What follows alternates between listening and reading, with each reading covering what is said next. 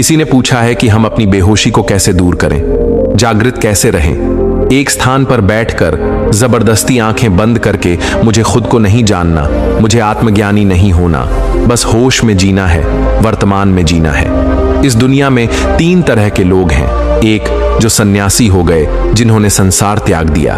दूसरे जो संसारी हैं, जिन्हें सन्यास से कोई मतलब नहीं है।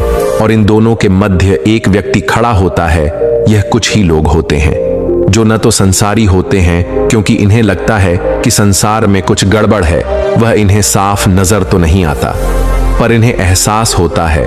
और ना ही सन्यासी होते हैं क्योंकि सन्यासी जीवन इनकी समझ से परे है। एक और जहां एक सन्यासी के जीवन में बहुत सारी चुनौतियां होती हैं और उसका एक ही लक्ष्य होता है और वह खास तौर से उस लक्ष्य की ओर ही बढ़ता है। वहीं एक संसार के जीवन में अनगिनत चुनौतियां होती हैं और ज्यादातर चुनौतियां बेवजह की ही होती हैं और जिनके लिए हम लड़ मरने को तैयार हो जाते हैं। संसार के भोग विलास में लिप्त यह लोग आंख पर पट्टी बांधकर जीते हैं, पर वह तीसरा व्यक्ति जो न संसारी है और न ही सन्यासी है, उसका जीवन इन दोनों से भी जटिल हो जाता है क्योंकि वह संसार छोड़ नहीं पाता, क्योंकि उसकी जिम्मेदारियां बहुत ज्यादा है। और सन्यासी जीवन को पकड़ नहीं पाता क्योंकि संसार का त्याग आसान नहीं है।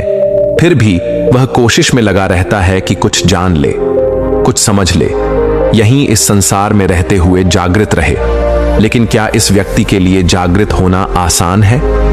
तथागत गौतम बुद्ध ने अपने शिष्यों के लिए बहुत सख्त नियम बनाए थे क्योंकि वह जानते थे कि यह संसार अपनी ओर खींचता है। जो भी संसार की ओर खींचा वह एक ऐसी दुनिया में प्रवेश करता है जो स्वार्थ और लालच पर टिकी है। धन का लालच, प्रेम का लालच, अधिकारों का लालच, मान सम्मान का लालच और इन सबसे बड़ा विपरीत शरीर का लालच यानी सेक्स का लालच। ये सभी चीजें हमें सपने दिखाती हैं, भविष्य की कल्पनाएं गढ़ती हैं कि ऐसा होगा वैसा होगा, बस ये कर लो तो सारे सपने पूरे होंगे। आपने देखा, जब आप रात में सपने देखते हैं, सपने में आप एक पूरी दुनिया, पूरी जिंदगी भी जी जाते हैं और जब तक आपका सपना चल रहा होता है आप हमेशा बीच में ही होते हैं, यानी संतुष्टि नहीं होती। और जैसे ही आपकी आंखें खुलती हैं और अगर आपको सपना याद है तो आप हमेशा सोचते हैं कि आगे क्या होना था। इसी प्रकार संसार के जो सपने हैं वह कभी खत्म नहीं होते, हमेशा बीच में ही रहते हैं। ये कभी पूरे नहीं होने वाले, पूरे होने का भ्रम अवश्य बना रहता है। इसी को माया भी कहते हैं। और जैसे ही सोते समय हमारे सपने टूट जाते हैं पर आंखें खुल जाती हैं।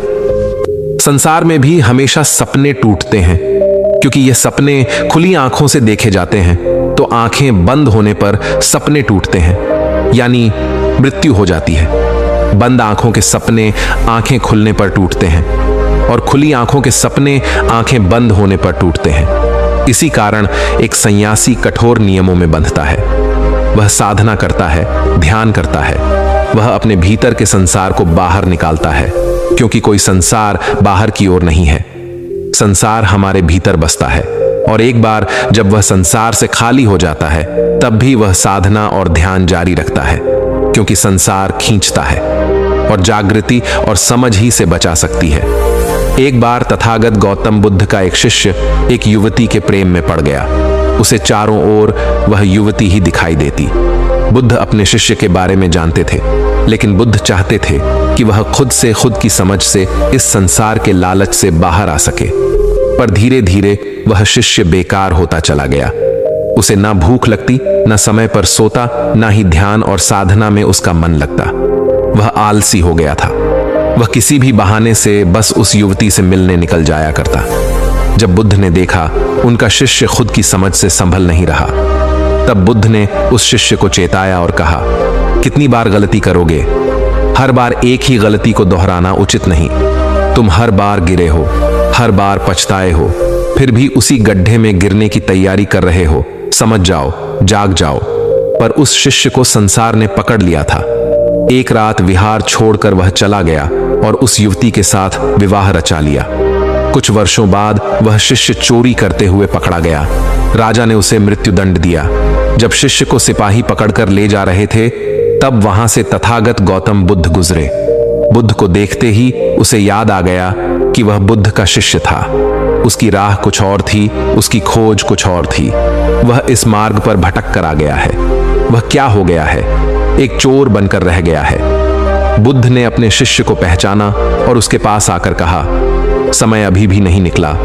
हर बार पछताए हों, पछताते ही रहे हों, कितनी बार पछताओगे?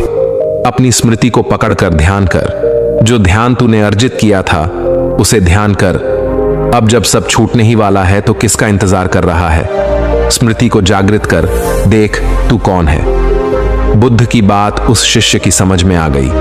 उसकी समझ का एक दायरा खुल गया और उसने अपने ध्यान को याद किया और वह तुरंत ही ध्यान में उतर गया। उसका रूप परिवर्तित हुआ। जो चोर दिखता था अब तेजस्वी सन्यासी दिखाई दे रहा था।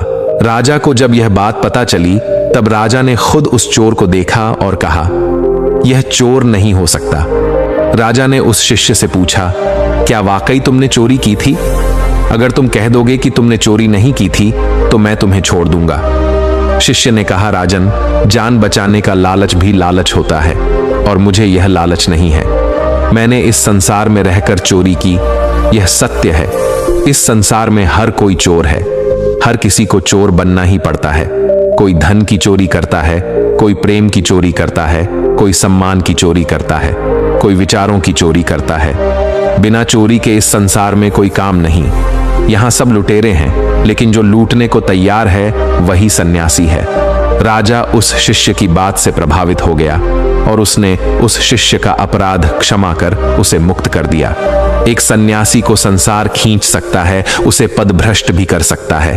तो जरा सोचिए, एक ऐसे व्यक्ति को जो जागृत होना चाहता है लेकिन संसार से छूटना नहीं, वह संसार में रहकर ही जागृति चाहता है, तो उसके लिए उसका मार्ग कितना कठिन होगा।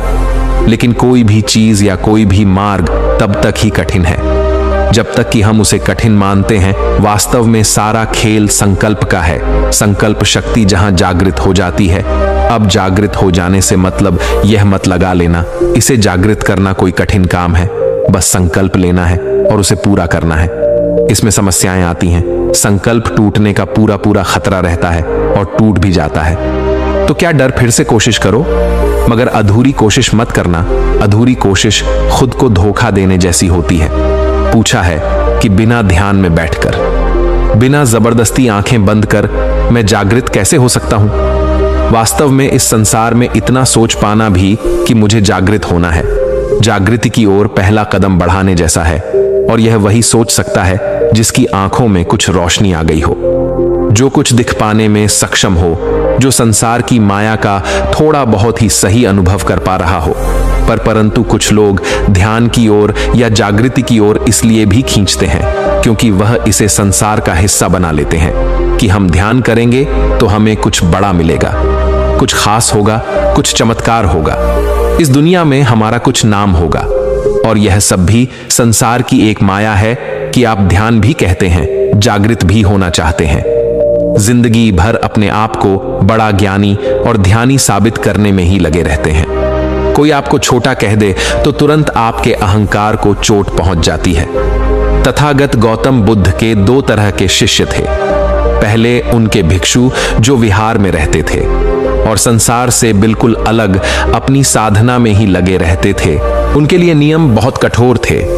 दूसरे शिष्य जो संसारी थे, जिन्हें उपासक कहा जाता था, इनके लिए नियम अलग थे। यह शादी कर सकते थे, व्यापार कर सकते थे, संसार के सभी काम कर सकते थे, पर इन्हें भी कुछ नियम मानने होते थे, जैसे चोरी नहीं करना, झूठ नहीं बोलना, नशा नहीं करना, अत्यधिक धन इकट्ठा नहीं करना, लोगों की मदद करना, लालच नहीं करना, सही दृष्टि उत्पन्न करना। भिक्षु के पास जाकर ध्यान की शिक्षा दीक्षा लेना ऐसा इसलिए किया जाता था कि जो उपासक हैं वह जागृत रह सकें, वह संसार में रहकर भी संसार से दूर रह सकें। इससे पहले कि हम जागृति के मार्ग पर आगे निकलें, ध्यान, होश या जागृति का मतलब समझ लेना जरूरी है। हमने अपने लिए इन शब्दों के बहुत बड़े मतलब बना रखे हैं। ध्यान का नाम लेते ही पता नहीं आपको क्या हो जाता है। आपके दिमाग में बहुत सारी चीजें चलने लगती हैं, कुंडली चक्र वगैरह, बहुत कुछ, सब कुछ। जबकि ध्यान का मतलब उसके शब्द में ही छुपा है। ध्यान का मतलब है, ध्यान जरूरी नहीं है कि आप आंखें बंद कर बैठकर अपनी सांसों पर ही ध्यान दें। आप खाते हुए अपने खाने पर ध्यान दे सकते हैं। आप किसी पेड़ पर ध्यान दे सकते हैं जो हवा से हिल रहा हो। आप किसी संगीत पर ध्यान दे सकते हैं। ध्यान का मतलब सिर्फ इतना ही है कि हम अपने आप को एकत्रित कैसे कर सकें, क्योंकि हम बिखरे हुए रहते हैं। हर पल में हम कहीं से कहीं पहुंच जाते हैं। किसी एक जगह पर ठहराव होता ही नहीं है। तो ध्यान केवल हमें एक ठहराव देता है कि हम उस पल में जी सकें। जिस पल में हम जी रहे हैं, जब आप अपने कमरे में होते हैं और ऊपर छत का पंखा चल रहा होता है, तो वह कुछ आवाज करता है। कितनी बार आपने उसकी आवाज सुनी है? पूरी रात में एक बार भी आपका ध्यान उस पंखे पर या उस पंखे की आवाज पर नहीं जाता, क्योंकि तुम बिखरे हुए हो। पता नहीं कहां कहां खोए रहते हो, कौन कौन सी बातें सोचते रहते हो। तो तुम्हारा ध्यान किसी एक चीज पर कैसे जा सकता है? तो जब आप इतने बिखरे हुए हैं, हजारों लाखों हिस्सों में बंटे हुए हैं, तब आप हमेशा उस पल को खो देते हैं। इस पल में हम जी रहे होते हैं, और ध्यान देने से, ध्यान करने से आप एकत्रित होते हैं। पर एक होता है ध्यान की कोशिश करना, और एक होता है ध्यान करना, और एक होता है ध्यान लग जाना। और यह बारी बारी से ही होता है। पहले आप कोशिश करेंगे, फिर आप ध्यान करेंगे, फिर आपका ध्यान लगेगा किसी भी एक चीज पर। आप जिस पर भी ध्यान लगाएंगे, उस वस्तु या चीज को महसूस कर पाएंगे। पूरे प्राण से खुद पर ध्यान लगाएंगे तो खुद को भी महसूस कर सकेंगे। जरूरी नहीं है कि आपको आंखें बंद कर जबरदस्ती बैठना है, पर एक संकल्प लेना होता है जो आप में शक्ति का संचार करता है। संकल्प विद्रोह छेड़ता है, संसार के खिलाफ, आपके मन के खिलाफ, और आपको जागने में मदद करता है। जब आप संकल्प लेते हैं कि मैं 5 मिनट अपनी सांसों पर ध्यान दूंगा, तब ध्यान के एकत्रित होने के कारण ही आप महसूस करते हैं कि आपके भीतर कितना शोर है, कितनी आवाजें हैं, और आप कहते हैं मेरा ध्यान नहीं लग रहा, मैं भटक जाता हूं। वास्तव में आपका ध्यान लगने की तैयारी कर रहा है, क्योंकि इतना शोर, इतने विचार आपके अंदर पहले से ही है, लेकिन ध्यान ना देने की वजह से आपको दिखाई नहीं देते, सुनाई नहीं देते। लेकिन जैसे ही आप ध्यान लगाते हैं, सब सुनाई और दिखाई देने लगता है, और आप घबराते हैं कि यह क्या। ध्यान का मतलब होता है विचारों का ना होना, और यहां तो विचार ही विचार है नहीं, ऐसा नहीं है। ध्यान का मतलब होता है देखना, जो जैसा है वैसा ही देखना। विचार है तो विचारों को भी देखना। किसी ने पूछा था कि मेरे मन में गंदे ख्याल आते हैं, और गंदे ख्यालों से बचने के लिए मैं ध्यान करता हूं, तो ध्यान में और ज्यादा गंदे विचार आते हैं। मैं क्या करूं? हमारा मन घर की तरह होता है।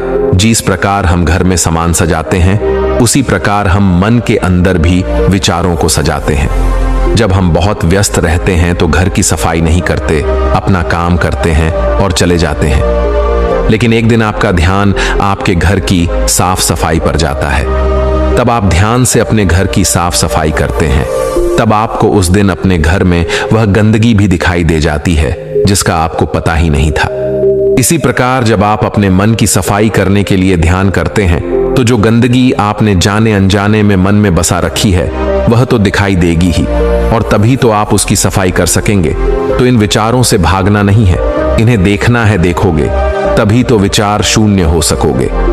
अब यह शून्य शब्द भी बड़ा कॉम्प्लिकेटेड है। जहां शून्य कह दो, वहां पता नहीं आप क्या क्या सोच बैठते हैं। हमारी समस्या की जड़ हमारा सोचना ही तो है। जब हम निर्विचार होकर सोचते हैं तो सत्य को पाते हैं, पर जब हम अपने पूर्व विचारों से भरे हुए सोचते हैं तो विचारों की एक ऐसी अनंत श्रृंखला बनती है कि हम उसमें खो जाते हैं। इसलिए ज्यादा दिमाग पर जोर ना डालते हुए ध्यान करो। ध्यान तो करना ही पड़ेगा, ध्यान तो लगाना ही पड़ेगा। आंखें बंद कर नहीं कर सकते तो आंखें खोल कर कर लो। अपने भीतर ध्यान नहीं लगा सकते तो बाहर ही ध्यान लगा लो। सांसों पर नहीं लगा सकते तो किसी चिड़िया की आवाज पर लगा लो, किसी संगीत पर लगा लो। कैसे भी करके अपने आप को एकत्रित करो।